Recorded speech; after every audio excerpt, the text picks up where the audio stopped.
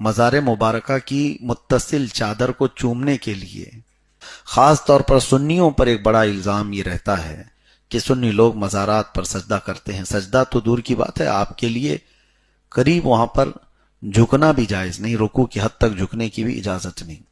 بعض لوگ ان تمام چیزوں کو، اب دیکھیں کچھ ایسی بھی باتیں ہیں، مثال کے طور پر آپ اپنی ماں کے قدم چوم رہے ہیں، اپنے باپ کے قدم چوم رہے ہیں، یہ مستحسن ہے، جائز امر ہے، لیکن چومنے کے وقت یا چھونے کے وقت جھکنا تو پایا جاتا ہے. ایسا تو نہیں کہ ماں سے کہیں گے ٹانگ اٹھاؤ اور میں چوموں گا. ماں جیسے بیٹھی ہو تو آپ چومنے کے لیے جھک گئے تو دوسرے نے اس کو سجدہ قرار دے دیا، جبکہ وہ سجدہ نہیں ہے، نہ ہی وہاں پر وہ رکوع کر رہا ہے اپنی ماں کو، نہ ہی وہ سجدہ کر رہا ہے، وہ چومنے کی غرض سے. اسی طرح سے اگر ہم نے مزار مبارکہ کی متصل چادر کو چومنے کے لیے اپنے آپ کو جھکا لیا ہے تو یہ نہ سجدہ ہے نہ یہ رکوع ہے، ہمارا مقصد وہاں کچھ اور ہے.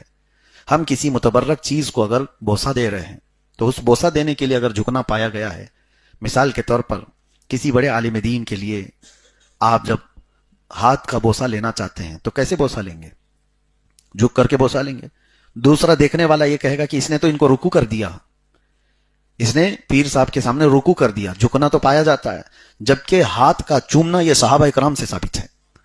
حضرت عبداللہ ابن عباس رضی اللہ تعالیٰ عنہ، حضرت ابی بن کعب رضی اللہ تعالیٰ عنہ، ان صحابہ اکرام کے معمولات میں سے یہ حدیث میں موجود ہے کہ انہوں نے، صحابہ اکرام نے دست بوسی کی ہے، ہاتھ کو چوما ہے.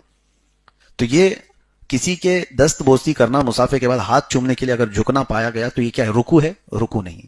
ہاں اگر یوں ہی کوئی آ رہا ہے اس کی تعظیم میں آپ جھک گئے، یہ رکوع کی حد تک جھکنا اس طرح سے یہ ناجائز و حرام ہے. جیسے بادشاہوں کے آنے کے وقت ان کے وزراء جھک جایا کرتے ہیں، اس طرح کا جھکنا جائز نہیں ہے شریعت محمدیہ میں. ہاں آپ ہاتھ چومنے کے لیے جو جھک رہے ہیں تو وہاں رکوع مقصد نہیں ہے، بلکہ آپ دست بوسی کر رہے ہیں، ہاتھ کو چومنا چاہ رہے ہیں. اسی طرح ماں کے قدموں کے لیے ہوا، یا باپ کے قدموں کے لیے، یا پھر کسی مزار مبارکہ سے متصل کسی چادر کو آپ چوم رہے ہیں، تو اس کا مطلب یہ نہیں ہے کہ وہ رکوع کر رہے ہیں یا پھر سجدہ کر رہے ہیں. کچھ جاہلوں نے ان تمام چیزوں کو بھی پھیلایا ہے ہمارے خلاف، سنیوں کے خلاف، کہ یہ مزاروں کو سجدہ کرتے ہیں یا مزاروں کی رکوع کرتے ہیں، جبکہ انہیں دیکھنا چاہیے یا صاحب معاملہ سے پوچھنا چاہیے. ہم تو ان مزارات مبارکہ کو، سجدہ تو دور کی بات ہے، اعلیٰ حضرت فاضل بریلوی رضی اللہ تعالیٰ عنہ فرماتے ہیں مزار مبارک کسی بھی ولی کے پاس جاؤ تو 4 قدم دور رہو. ادب یہ ہے.